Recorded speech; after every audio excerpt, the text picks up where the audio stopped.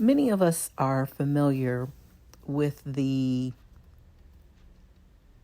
preamble to the U.S. Constitution, which reads, "We the people of the United States, in order to form a more perfect union, establish justice, ensure domestic tranquility, provide for the common defense, promote the general welfare, and secure the blessings of liberty to ourselves and our posterity, do ordain and establish this Constitution for the United States of America." However, the following that I'm about to read, perhaps people are not as familiar. And on this day, July 4th, 2023, as we look back upon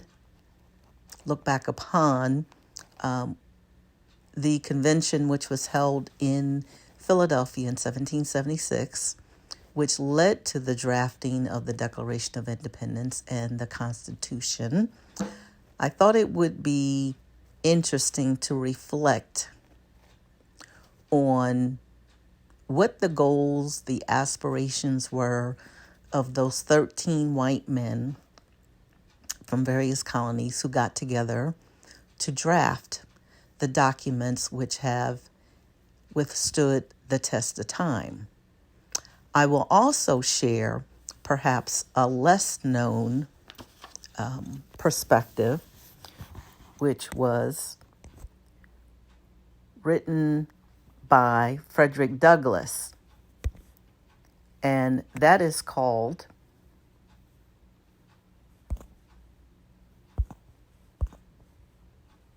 "What to the Slave is the 4th of July." So the lesser known, I don't know if we're going to call it the preamble to the preamble, but it reads as follows. The Declaration of Independence in Congress, July 4th, 1776.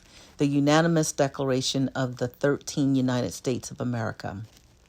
When in the course of human events it becomes necessary for one people to dissolve the political bands which have connected them with another, and to assume among the powers of the earth the separate and equal station to which the laws of nature and of nature's God entitle them, a decent respect to the operations of mankind requires that they should declare the causes which impel them to the separation.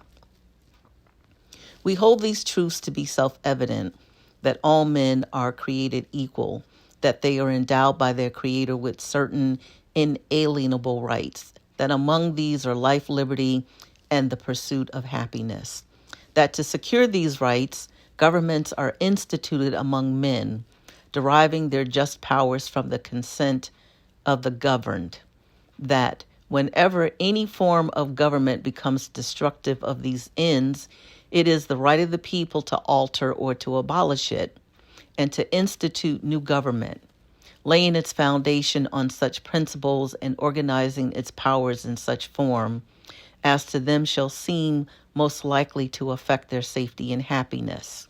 Prudence, indeed, will dictate that governments long established should not be changed for light and transient causes, and accordingly, all experience have shown that mankind are more disposed to suffer while evils are sufferable than to right themselves by abolishing the forms to which they are accustomed.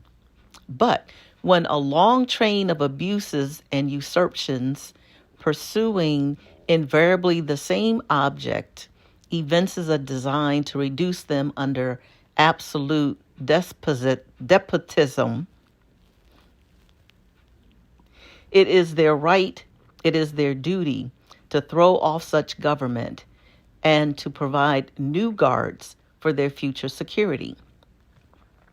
Such has been the patient sufferance of these colonies, and such is now the necessity which constrains them to alter their former systems of government. The history of the present King of Great Britain is a history of repeated injuries and usurpation.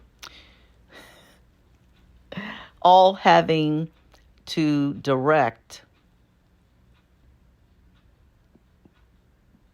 all having in direct object the establishment of an absolute tyranny over these states. To prove this, let facts be submitted to a candid world. He has refused his assent to laws, the most wholesome and necessary for the public good. He has forbidden his governors to pass laws of immediate and pressing importance unless suspended in their operation till his assent should be obtained. And when so suspended, he has utterly neglected to attend to them. He has refused to pass other laws for the accommodation of large districts of people, unless those people would relinquish the right to representation in the legislature, a right inestimable to them and formidable to tyrants only.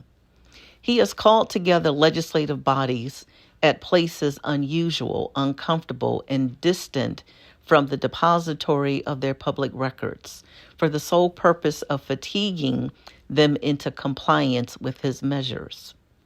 He has dissolved representative houses repeatedly for opposing with manly firmness his invasions on the rights of the people.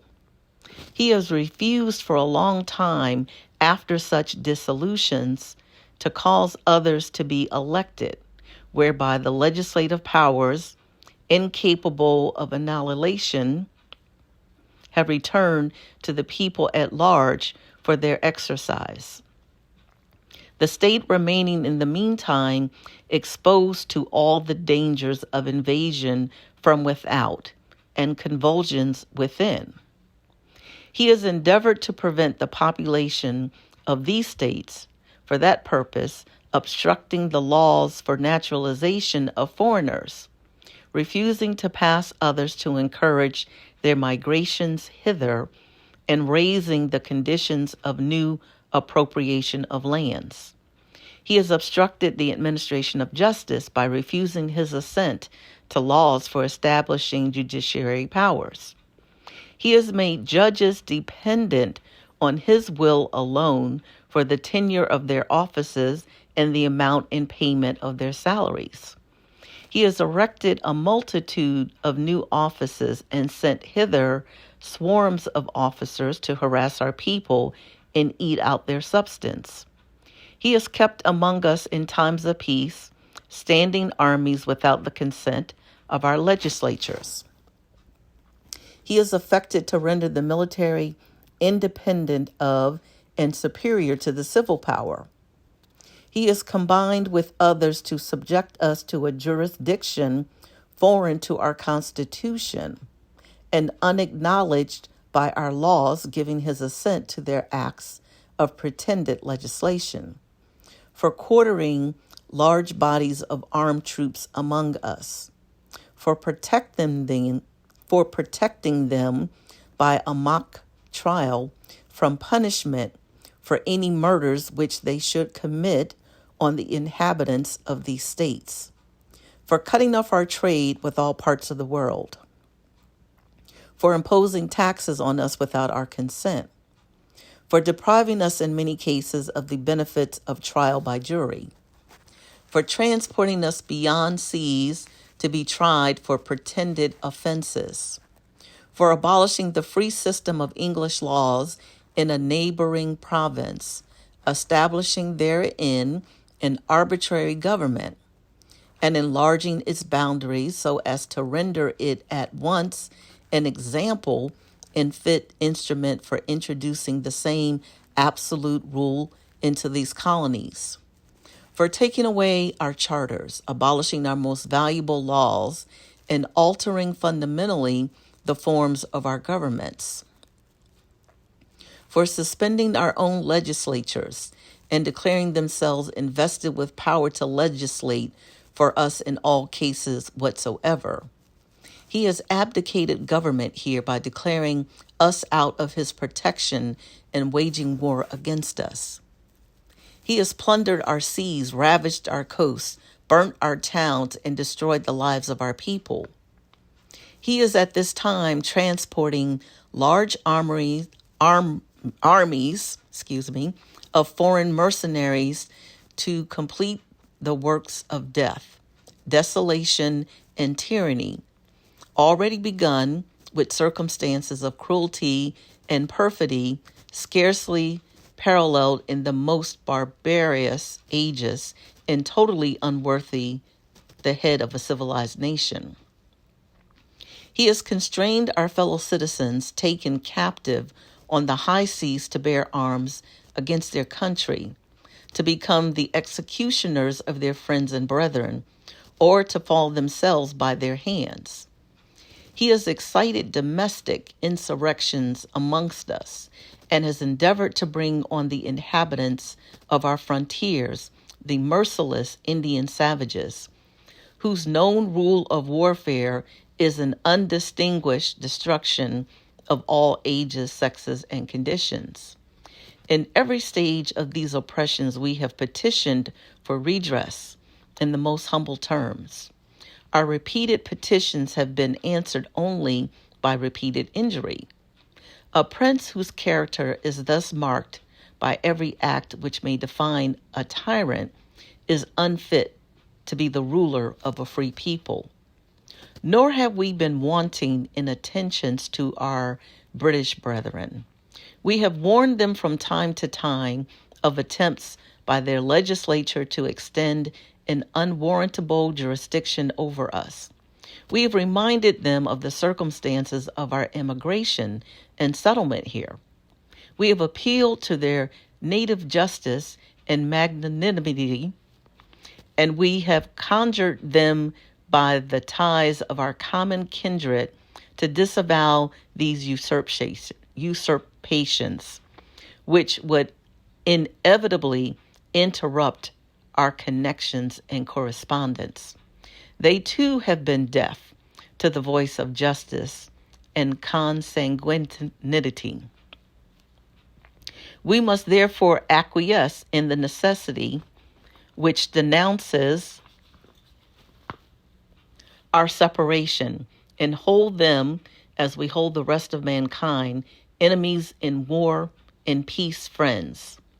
We, therefore, the representatives of the United States of America in General Congress assembled, appealing to the Supreme Judge of the world for the rectitude of our intentions, do, in the name and by authority of the good people of these colonies, solemnly publish and declare that these united colonies are, and of right ought to be free and independent states, that they are absolved from all allegiance to the British Crown, and that all political connection between them and the state of Great Britain is and ought to be totally dissolved, and that as free and independent states they have full power to levy war, conclude peace, contract alliances, establish commerce, and to do all other acts and things which independent states may of right do. And for the support of this declaration, with a firm reliance on the protection of divine providence, we mutually pledge to each other our lives, our fortunes, and our sacred honor. So essentially, this is the Declaration of Independence, which precluded the drafting and ratification of the Constitution of the United States of America. And there were representatives from Georgia, North Carolina, South Carolina, Maryland, Virginia, Pennsylvania, Delaware, New York, New Jersey, New Hampshire, Massachusetts, Rhode Island, and Connecticut. I would implore you, for your own personal edification, to Google or to get more information about the U.S. Declaration of Independence and the Constitution. So, I am going to now read you an 1852 essay written by Frederick Douglass entitled, "What to the Slave is the 4th of July?" So on July 5th, 1852, Frederick Douglass was invited to address the citizens of his hometown, Rochester, New York. Whatever the expectations of his audience on that 76th anniversary of the signing of the Declaration of Independence, Douglass used the occasion not to celebrate the nation's triumphs, but to remind all of its continuing enslavement of millions of people. Douglass's speech appears below, and I am reading this from blackpast.org. Mr. President, friends and fellow citizens, he who could address this audience without a quailing sensation has stronger nerves than I have. I do not remember ever to have appeared as a speaker before any assembly more shrinkingly, nor with greater distrust of my ability than I do this day. A feeling has crept over me quite unfavorable to the exercise of my limited powers of speech. The task before me is one which requires much previous thought and study for its proper performance. I know that apologies of this sort are generally considered flat and unmeaning. I trust, however, that mine will not be so considered. Should I seem at ease, my appearance would much misrepresent me. The little experience I have had in addressing public meetings in country schoolhouses avails me nothing on the present occasion. The papers and placards say that I am to deliver a 4th of July oration. This certainly sounds large and out of the common way, for it is true that I have often had the privilege to speak in this beautiful hall and to address many who now honor me with their presence. But neither their familiar faces nor the perfect gauge I think I have of Corinthian Hall seems to free me from embarrassment. The fact is, ladies and gentlemen, the distance between this platform and the slave plantation from which I escaped is considerable, and the difficulties to be overcome in getting from the latter to the former are by no means slight. That I am here today is to me a matter of astonishment as well as of gratitude. You will not therefore be surprised if in what I have to say I evince no elaborate preparation, nor grace my speech with any high-sounding exordium. With little experience and with less learning, I have been able to throw my thoughts hastily and imperfectly together, and trusting to your patient and generous indulgence, I will proceed to lay them before you. This, for the purpose of this celebration, is the 4th of July. It is the birthday of your national independence and of your political freedom. This to you is what the Passover was to the emancipated people of God. It carries your minds back to the day and to the act of your great deliverance and to the signs and to the wonders associated with that act and that day. This celebration also marks the beginning of another year of your national life and reminds you that the Republic of America is now 76 years old. I am glad, fellow citizens, that your nation is so young. 76 years, though a good old age for a man, is but a mere speck in the life of a nation. 80 years and 10 is the allotted time for individual men, but nations number their years by thousands. According to this fact, you are even now only in the beginning of your national career, still lingering in the period of childhood. I repeat, I am glad this is so. There is hope in the thought, and hope is much needed under the dark clouds which lower above the horizon. The eye of the reformer is met with angry flashes, portending disastrous times, but his heart may well be lighter at the thought that America is young and that she is still in the impressible stage of her existence. May he not hope that high lessons of wisdom, of justice, and of truth will yet give direction to her destiny. Were the nation older, the patriot's heart might be sadder, and the reformer's brow heavier. Its future might be shrouded in gloom, and the hope of his prophets go out in sorrow. There is consolation in the thought that America is young. Great streams are not easily turned from channels, worn deep in the course of ages. They may sometimes rise in quiet and stately majesty, and inundate the land, refreshing and fertilizing the earth with their mysterious properties. They may also rise in wrath and fury, and bear away on their angry waves the accumulated wealth of years of toil and hardship. They, however, gradually flow back to the same old channel and flow on as serenely as ever. But while the river may not be turned aside, it may dry up and leave nothing behind but the withered branch and the unsightly rock, to howl in the abyss-sweeping wind the sad tale of departed glory. As with rivers, so with nations. Fellow citizens, I shall not presume to dwell at length on the associations that cluster about this day. The simple story of it is that 76 years ago, the people of this country were British subjects. The style and title of your, in quotation marks, sovereign people, in which you now glory, was not then born. You were under the British crown. Your fathers esteemed the English government as the home government and England as the fatherland.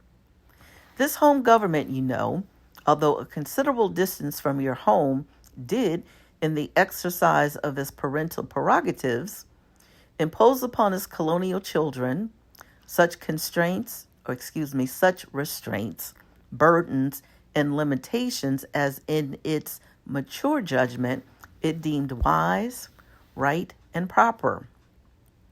But your fathers, who had not adopted the fashionable idea of this day, of the infallibility of government and the absolute character of its acts, presumed to differ from the home government in respect to the wisdom and the justice of some of those burdens and restraints. They went so far in their excitement as to pronounce the measures of government unjust, unreasonable, and oppressive, and altogether such as ought not to be quietly submitted to. I scarcely need say, fellow citizens, that my opinions of these measures fully accords with that of your fathers.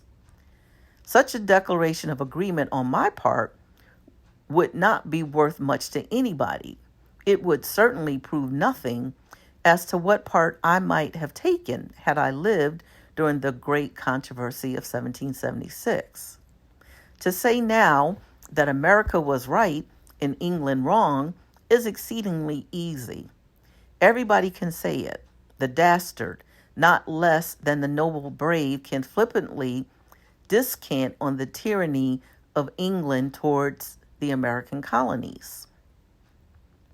It is fashionable to do so, but there was a time when to pronounce against England and in favor of the cause of the colonies tried men's souls.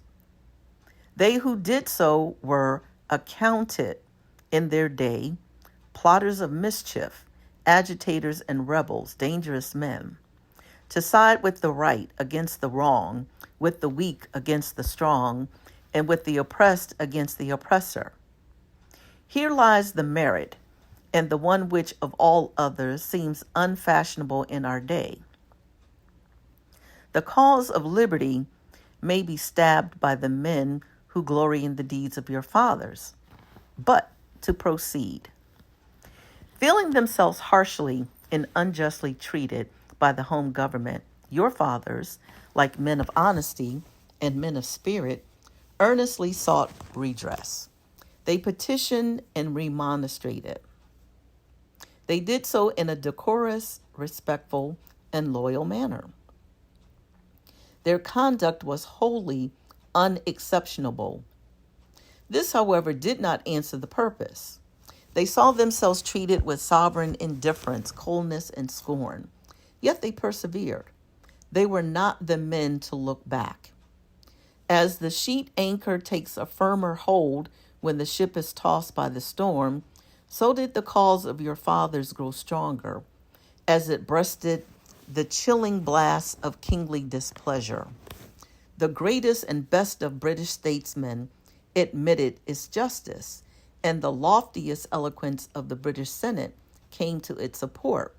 But with that blindness, which seems to be unvarying characteristic of tyrants, since Pharaoh and his hosts were drowned in the Red Sea, the British government persisted in the exactions complained of. The madness of this course, we believe, is admitted now, even by England, but we fear the lesson is wholly lost on our present ruler. Oppression makes a wise man mad. Your fathers were wise men, and if they did not go mad, they became restive under this treatment. They felt themselves the victims of grievous wrongs, wholly incurable in their colonial capacity. With brave men, there's always a remedy for oppression. Just here, the idea of a total separation of the colonies from the crown was born. It was a startling idea, much more so than we at this distance of time regard it. The timid and the prudent, as have been intimated, of that day were, of course, shocked and alarmed by it.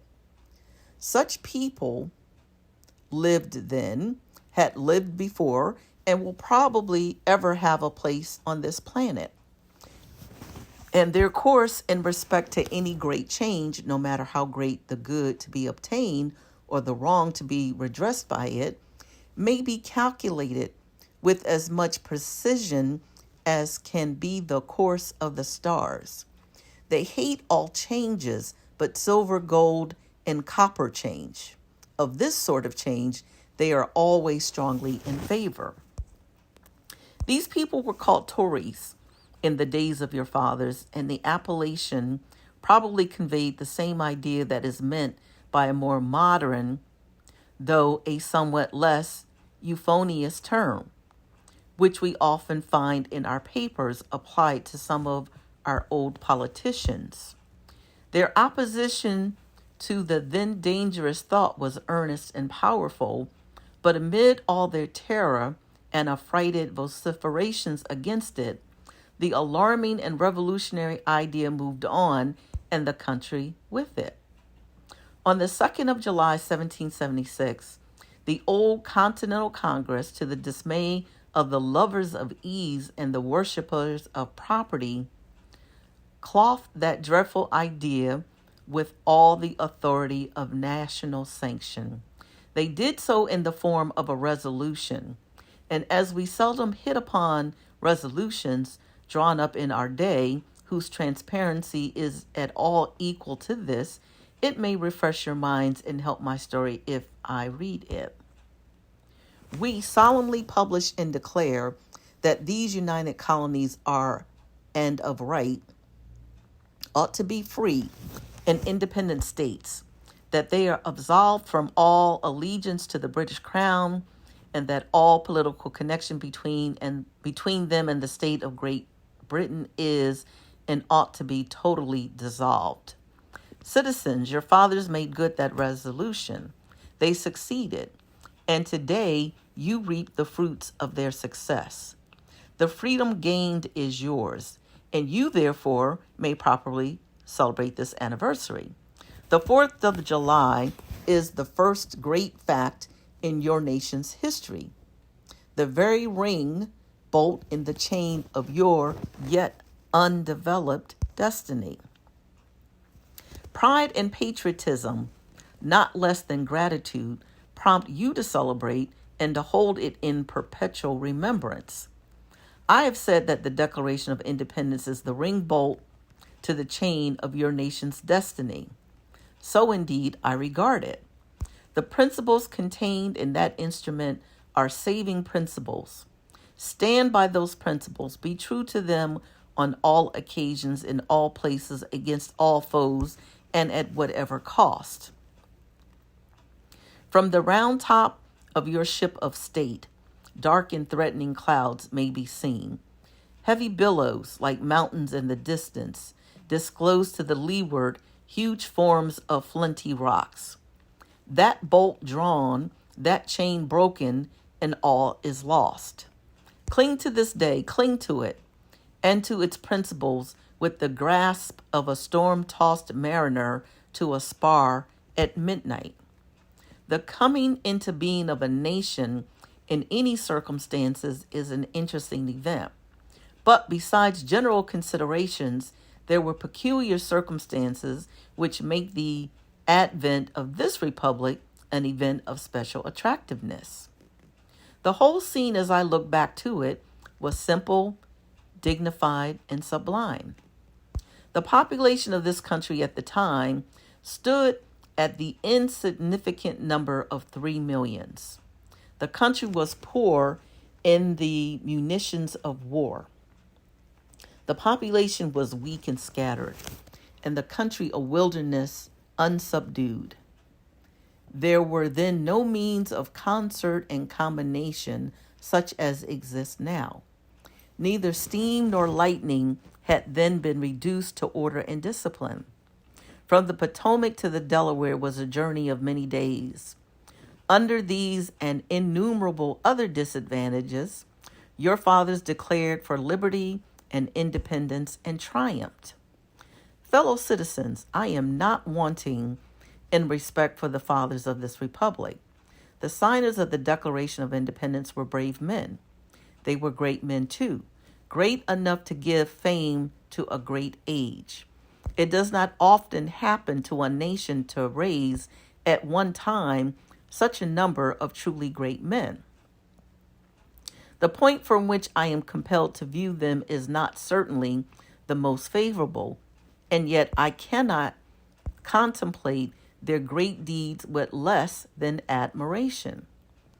They were statesmen, patriots, and heroes, and for the good they did and the principles they contended for, I will unite with you to honor their memory. They loved their country better than their own private interest. And though this is not the highest form of human excellence, all will concede that it is a rare virtue, and that when it is exhibited, it ought to command respect. He who will intelligently lay down his life for his country is a man whom it is not in human nature to despise. Your fathers staked their lives, their fortunes, and their sacred honor on the cause of their country. In their admiration of liberty, they lost sight of all other interests. They were peacemen, but they preferred revolution to peaceful submission to bondage. They were quiet men, but they did not shrink from agitating against oppression. They showed forbearance, but that they knew its limits. They believed in order, but not in the order of tyranny. With them, nothing was in quotation marks settled. That was not right. With them, justice, liberty, and humanity were final in quotation marks, not slavery and oppression. You may well cherish the memory of such men. They were great in their day and generation.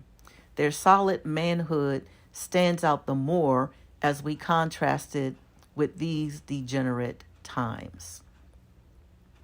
How circumspect, exact, and proportionate were all their movements. How unlike the politicians of an hour. Their statesmanship looked beyond the passing moment and stretched away in strength into the distant future. They seized upon eternal principles and set a glorious example in their defense. Mark them. Fully appreciating the hardship to be encountered, firmly believing in the right of their cause, honorably inviting the scrutiny of an onlooking world, reverently appealing to heaven to attest their sincerity, soundly comprehending the solemn responsibility they were about to assume, wisely measuring the terrible odds against them.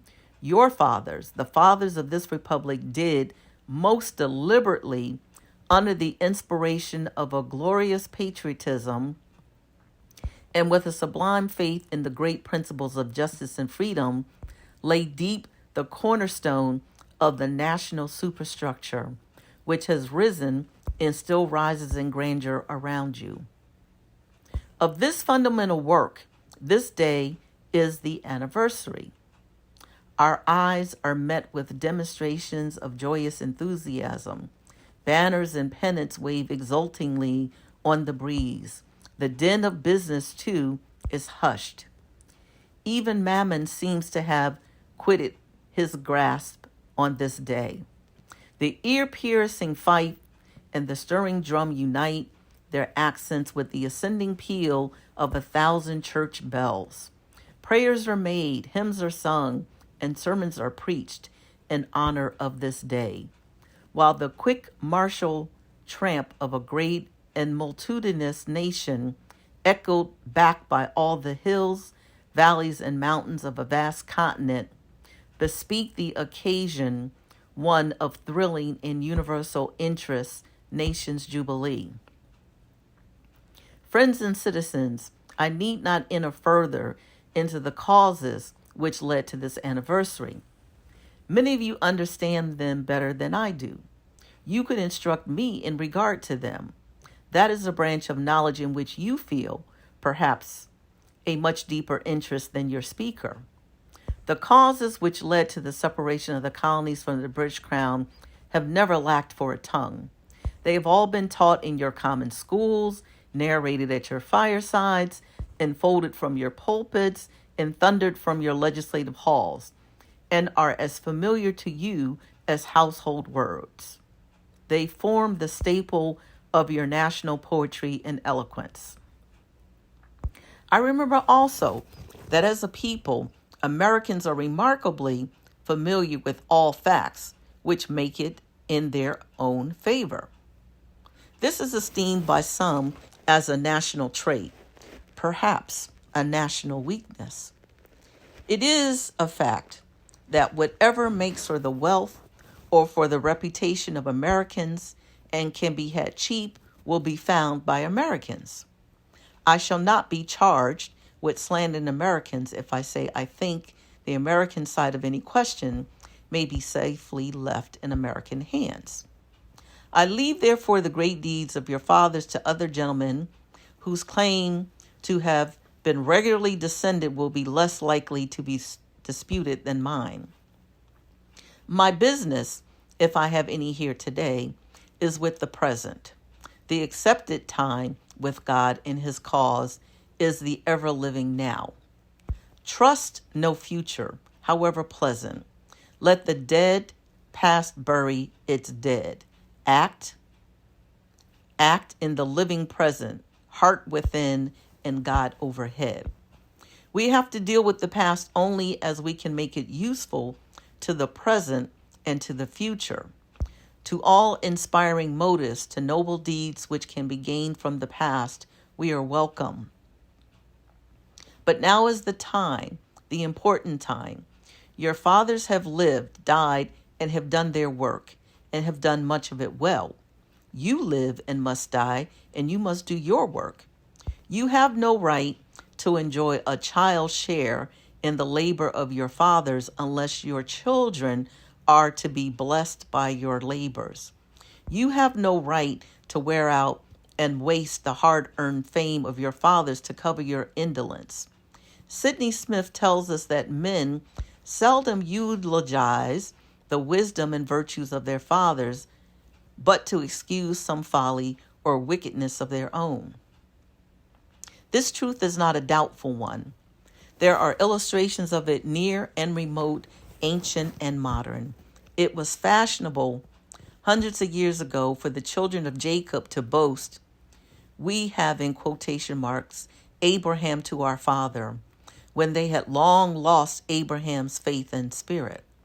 That people contented themselves under the shadow of Abraham's great name while they repudiated the deeds which made his name great. Need I remind you that a similar thing is being done all over this country today? Need I tell you that the Jews are not the only people who built the tombs of the prophets and garnished the sepulchres of the righteous? Washington could not die till he had broken the chains of his slaves, yet his monument is built up by the price of human blood. And the traitors in the bodies and souls of men shout, "We have Washington and our father." Alas, that it should be so, yet so it is. The evil that men do lives after them. The good is oft interred with their bones. Fellow citizens, pardon me. Allow me to ask, why am I called upon to speak here today? What have I, or those I represent, to do with your national independence?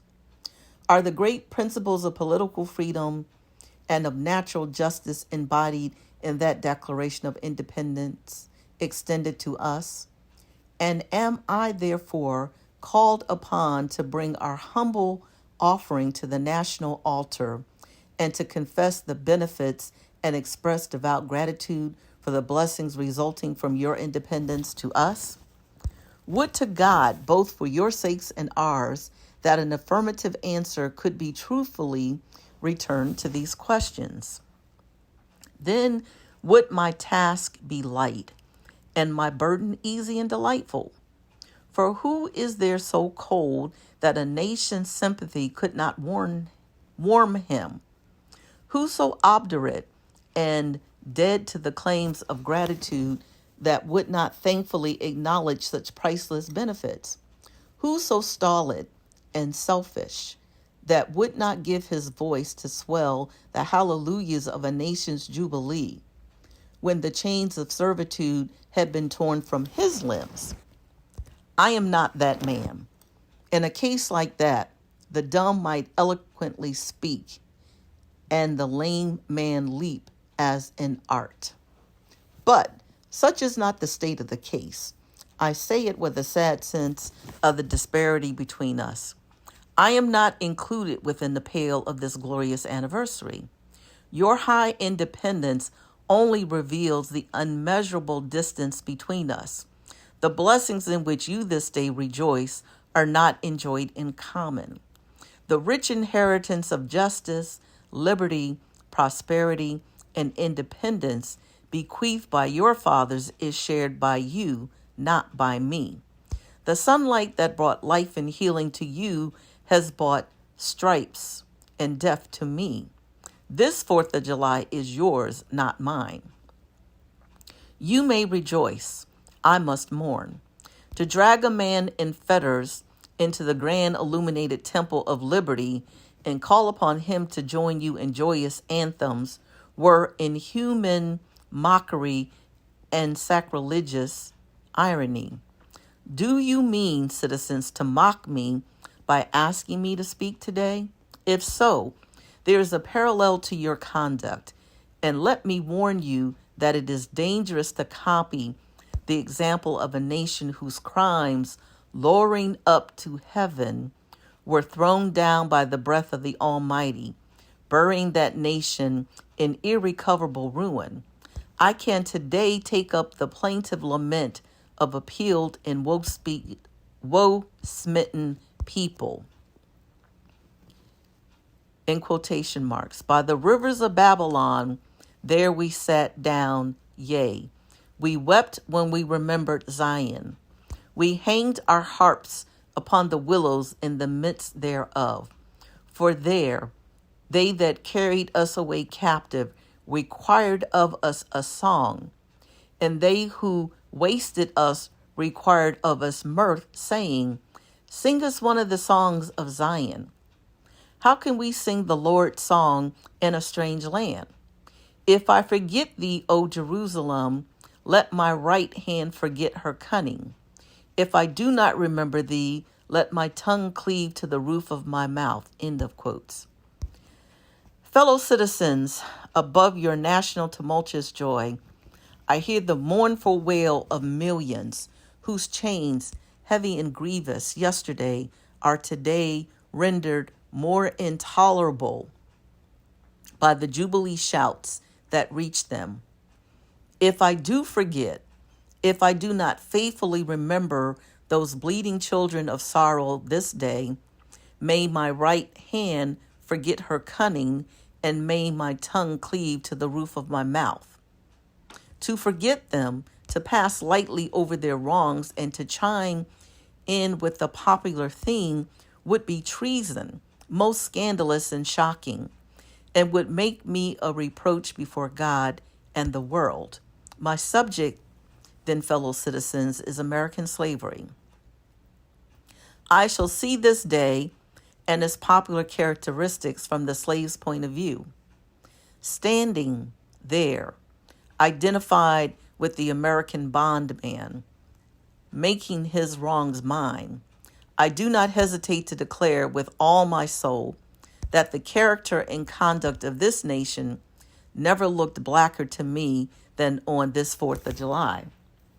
Whether we turn to the declaration of the past or to the professions of the present, the conduct of the nation seems equally hideous and revolting.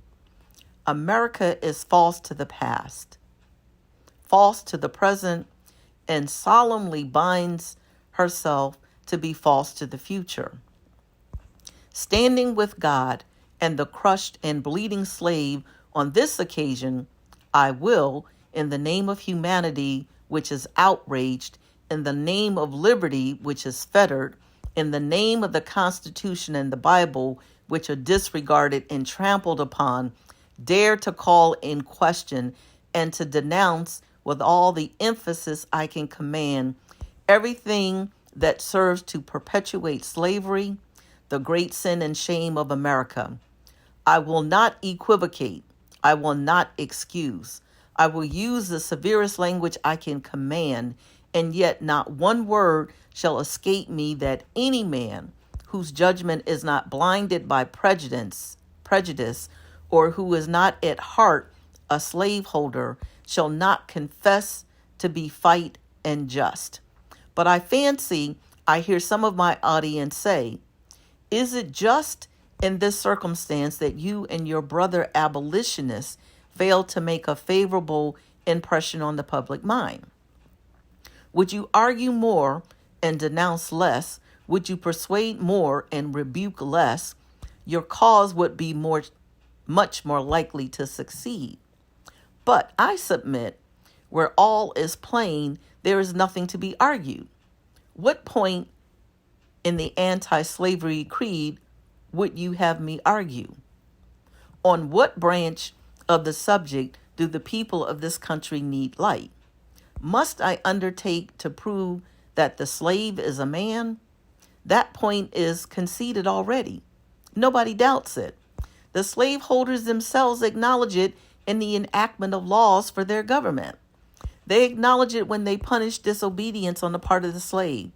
There are 72 crimes in the state of Virginia, which, if committed by a black man, no matter how ignorant he be, subject him to the punishment of death, while only 2 of the same crimes will subject a white man to the like punishment. What is this but the acknowledgement that the slave is a moral, intellectual, and responsible being? The manhood of the slave is conceded. It is admitted in the fact that Southern statute books are covered with enactments forbidding under severe fines and penalties the teaching of the slave to read or to write. When you can point to any such laws in reference to the beasts of the field, then I may consent to argue the manhood of the slave. When the dogs in your streets, when the fowls of the air, when the cattle on your hills, when the fish of the sea, and the reptiles that crawl shall be unable to distinguish the slave from a brute, there will I argue with you that the slave is a man. For the present, it is enough to affirm the equal manhood of the Negro race. It is not astonishing that while we are plowing, planting, and reaping, using all kinds of mechanical tools, erecting houses, constructing bridges, building ships, working in metals of brass, iron, copper, silver, and gold, that while we are reading, writing, and ciphering, acting as clerks, merchants, and secretaries, having among us lawyers, doctors, ministers, poets, authors, editors, orators, and teachers, that while we are engaged in all manner of enterprises common to other men, digging gold in California, capturing the whale in the Pacific, feeding sheep and cattle on the hillside, living, moving, acting, thinking, planning, living in families as husbands, wives, and children, and above all, confessing and worshiping the Christian's God, and looking hopefully for life and immortality beyond the grave, we are called upon to prove that we are men. Would you have me argue that man is entitled to liberty, that he is the rightful owner of his own body? You have already declared it. Must I argue the wrongfulness of slavery? Is that a question for Republicans? Is it to be settled by the rules of logic and argumentation as a matter beset with great difficulty, involving a doubtful application of the principle of justice, hard to be understood? How should I look today in the presence of Americans dividing and subdividing a discourse to show that men have a natural right to freedom, speaking of it relatively and positively, negatively and affirmatively? To do so would be to make myself ridiculous and to offer an insult to your understanding. There is not a man beneath the canopy of heaven that does not know that slavery is wrong for him. What am I to argue that it is wrong to make men brutes, to rob them of their liberty, to work them without wages, to keep them ignorant of their relations to their fellow men, to beat them with sticks, to flay their flesh with the lash, to load their limbs with irons, to hunt them with dogs, to sell them at auction, to sunder their families, to knock out their teeth, to burn their flesh, to starve them into obedience and submission to their masters? Must I argue that a system thus marked with blood and stained with pollution is wrong? No, I will not. I have better employments for my time and strength than such arguments would imply. What then remains to be argued? Is it that slavery is not divine, that God did not establish it, that our doctors of divinity are mistaken? There is blasphemy in the thought. That which is inhumane cannot be divine. Who can reason on such a proposition? That they can, may, I cannot. The time for such argument is past. At a time like this, scorching irony, not convincing argument, is needed. Oh, had I the ability, could I reach the nation's ear, I would today pour out a fiery stream of biting ridicule, blasting reproach, withering sarcasm, and stern rebuke. For it is not light that is needed, but fire. It is not the gentle shower, but thunder. We need the storm, the whirlwind, and the earthquake. The feeling of the nation must be quickened. The conscience of the nation must be roused. The propriety of the nation must be startled.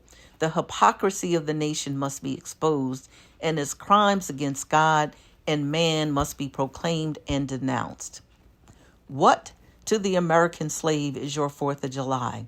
I answer, a day that reveals to him more than all other days in the year the gross injustice and cruelty to which he is the constant victim. To him, your celebration is a sham, your boasted liberty an unholy license, your national greatness swelling vanity. Your sounds of rejoicing are empty and heartless, your denunciations of tyrants, brass-fronted impudence, your shouts of liberty and equality, hollow mockery, your prayers and hymns, your sermons and thanksgivings, with all your religious parade and solemnity, are to him mere bombast, fraud, deception, impiety, and hypocrisy, a thin veil to cover up crimes which would disgrace a nation of savages. There is not a nation on the earth guilty of practices more shocking and bloody than are the people of these United States at this very hour. Go where you may, search where you will. Roam through all the monarchies and despotisms of the old world. Travel through South America. Search out every abuse. And when you have found the last, lay your facts by the side of the everyday practices of this nation. And you will say with me that for revolting barbarity and shameless hypocrisy, America reigns without a rival. Take the American slave trade, which we are told by the papers is especially prosperous just now. Ex-Senator Benton tells us that the price of men was never higher than now. He mentions the fact to show that slavery is in no danger. This trade is one of the peculiarities of American institutions. It is carried on in all the large towns and cities in one half of this confederacy, and millions are pocketed every year by dealers in this horrid traffic. In several states, this trade is a chief source of wealth. It is called, in contradistinction to the foreign slave trade, the internal slave trade. It is probably called so, too, in order to divert from it the horror with which the foreign slave trade is contemplated. That trade has long since been denounced by this government as piracy. It has been denounced with burning words from the high places of the nation as an execrable traffic. To arrest it, to put an end to it, this nation keeps a squadron at immense cost on the coast of Africa. Everywhere in this country, it is safe to speak of this foreign slave trade as a most inhumane traffic, opposed alike to the laws of God and of man. The duty to extirpate and destroy it is admitted even by our doctors of divinity. In order to put an end to it, some of these last have consented that their colored brethren, nominally free, should leave this country and establish themselves on the western coast of Africa. It is, however, a notable fact that while so much execration is poured out by Americans upon those engaged in the foreign slave trade, the men engaged in the slave trade between the states pass without condemnation, and their business is deemed honorable. Behold, the practical operation of this internal slave trade, the American slave trade, sustained by American politics and American religion. Here you will see men and women reared like swine for the market. You know what is a swine drover? I will show you a man drover. They inhabit all our southern states. They perambulate the country and crowd the highways of the nation with droves of human stock. You will see one of these human flesh jobbers, armed with pistol, whip, and bowie knife, driving a company of 100 men, women, and children from the Potomac to the slave market at New Orleans. These wretched people are to be sold singly or in lots to suit purchasers. They are food for the cotton field and the deadly sugar mill. Mark the sad procession as it moves wearily along, and the inhumane wretch who drives them. Hear his savage yells and his blood-chilling oaths as he hurries on his affrighted captives. There, see the old man who looks thinned and gray. Cast one glance, if you please, upon that young mother whose shoulders are bare to the scorching sun, her briny tears falling on the brow of the babe in her arms. See, too, that girl of 13 weeping, yes, weeping, as she thinks of the mother from whom she has been torn. The drove moves tardily, Heat and sorrow have nearly consumed their strength. Suddenly, you hear a quick snap, like the discharge of a rifle. The